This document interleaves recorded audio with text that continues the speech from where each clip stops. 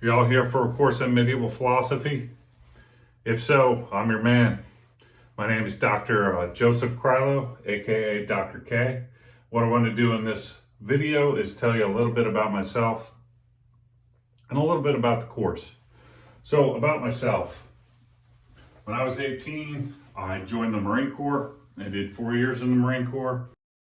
And after that, I was off to college. And I've pretty much been in a college classroom as a student from August or September of 2002 until summer 2021, so this past summer. Along that way, I got a bachelor's in philosophy from University of Maryland, Baltimore County. I got a master's in linguistics and cognitive science from the University of Delaware. And I got a PhD in philosophy from Purdue University. And specifically, my specialty is medieval philosophy. And I wrote my dissertation on Augustine, who is one of my favorite philosophers and really looked at as the first medieval philosopher.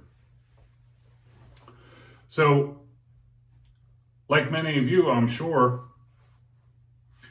I also have a day job. So after I got my doctorate and was waiting to get a teaching gig, I contacted one of my old buddies from the Marines, my best friend actually from the Marines. And pretty much the following week we were working together. He was an elevator mechanic and now I'm an apprentice elevator mechanic. We work in the Raleigh area. Also married and I have 2 kids. I'm excited to be here. I love to teach. I love to interact. I've taught over 40 courses in philosophy at a variety of institutions. I've also taught medieval philosophy 3 times so far. Taught it 2 times in person, and I taught it 1 time online, but it was a synchronous mode of online. So they basically beam me in real time to the students who are in the classroom, and I would interact with them directly. You know, we could have conversations and everything real time. I was just up on a screen, but I could hear everything they said, and they could hear me. So this is actually the first time I've taught medieval philosophy, or any class for that matter, fully online. So I'm excited for this opportunity and this experience, and I'm learning as I go through the semester as I do this.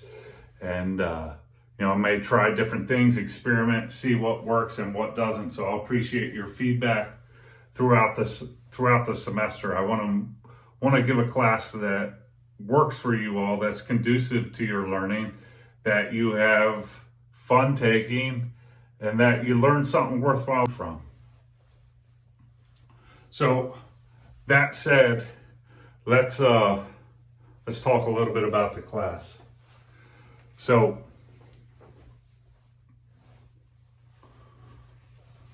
here's an overview. It's a survey of some of the main philosophical issues and figures of the medieval period. We'll conduct this survey through closely reading, analyzing, and evaluating some of the most influential works of medieval philosophy. Some of the main topics we'll encounter in these works include the happy life, evil and sin, rational or intellectual perception, the nature of human beings, free will, the existence and nature of God, and the origin of the world. These are some great topics. These are some important topics, and we're going to take some time thinking about them. Text. So the following texts are required for the course. We have Augustine on Free Choice of the Will by Hackett. We have Boethius's Consolation of Philosophy by Penguin Classics. Anselm's Proslogion, again by Hackett. Maimonides, The Guide for the Perplexed, again by Hackett. And Al-Ghazali on Knowing Yourself and God. This is published by the Great Books of the Islamic World.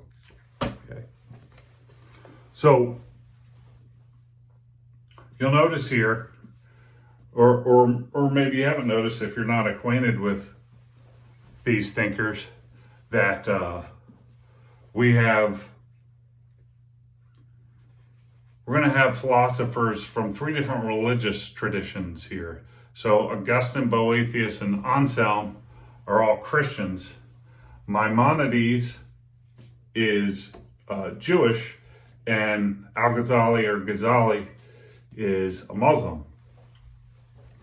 So there are many ways to set up a medieval philosophy course. This is in part because the medieval period is so long, and during that period there are so many different philosophers. So there are different ways to pick and choose from the variety of philosophers that you have. You know, in addition to Augustine, Boethius, Anselm, Maimonides, Ghazali, there's also Thomas Aquinas is a big name, medieval philosopher. William of Ockham, John Duns Scotus, John Scotus of Erigenia, Bonaventure, and the name goes, and the names go on. The point is, we can't cover them all, so we got to pick some. So I tried to pick some texts which I thought were accessible to students coming to this for the first time. They were fun, and they're important in the history of Western philosophy, and at the same time, they give you a representative sampling of the variety of philosophers from the different religious traditions over the period. So how am I going to grade you? So there's going to be 2 tests. Both will include multiple choice, true, false, and short answer tests.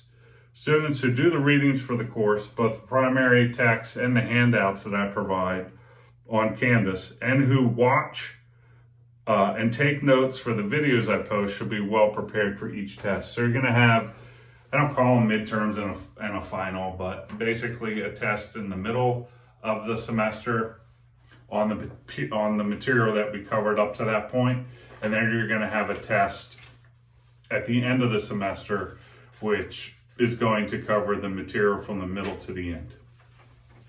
We're also going to have 2 3 to 4 page papers which consist of critical evaluations of some theory or argument in the books that we will cover. So again, I'll give you fair warning before the papers come out, and on the syllabus, if you'll look at it, you'll see a tentative schedule of topics and a tentative schedule of assignments. So I'm not going to read the whole syllabus to you. Those are some things that I thought were important. So I want to tell you a little bit about how I plan to conduct the course. So what's going to happen as I plan on doing it now is, for each week there'll be at least one video. I anticipate sometimes there'll be more than 1, 2 or 3, covering the topics that you'll see in the reading. So each week you're going to have a reading assigned, and along with that there's going to be at least one video, likely more, that you'll watch. And I'll also post handouts if there's something that I want you to have a copy of. Maybe as I go through the videos and I'm writing stuff on the board, there might be supplements like a statement of the argument that I considered in its full, graphs or pictures that you might not be able to draw down easily for yourself. It just might be nice to have a handout sometimes, so I'll provide them. So each week you're going to have readings, and I'm going to post some videos. You'll do the readings, you'll watch the videos, you'll read any further notes or handouts or outlines that I post. And I'll have office hours. Right now I'm going to try to do 2 times a week. Again, this is on the syllabus, but I'm thinking Wednesday 7 to 8 p.m. on Zoom, and Sundays 5 to 6 p.m. So during that time, you know, you want to talk about, you have a question about something that you read or something that you saw in the video, something you want to comment on, you want to talk about, I'd love to talk to you guys. Feel free to come on by and talk some philosophy with me. So, as I was saying in the beginning, I'm looking forward to this semester. I'm looking forward to this experience of teaching online. I'm looking forward to having each of you as students. And I want you to succeed in the class. I want you to have fun. Most importantly, I want you to learn something important, take away something important from these great thinkers that you can actually apply in how you lead your own life. Because a point about what a lot of them are trying to do is set up a system or to help guide their readers into living a good and happy life, right? So what I don't want is just you to get a bunch of information and not do anything with it, right? Maybe you disagree with some stuff, maybe you don't. But if there's some pieces of gold in the things that you see said, then pick that up and use it in your life. Do something with it, right? That's the idea. I think that's the point. And in a lot of ways, I think that's the point of philosophy. It's about systematically coming up with a plan for your life and then implementing that plan towards the end of living a better life, right? So as you'll see in a lot of the works that we read, there's a practical bent to what's being said. They're not just talking to talk, right? They're talking a walk that they want you to walk, because they think if you live or you walk in that way, that your life's going to go better for you. You're going to have a happier life. So, you know, my email, my contact information's on the syllabus. Please have a look at that. I'm looking forward to this semester and to having each of you as a student. So, if you have any questions, contact me. Otherwise, I'll see you in the next video.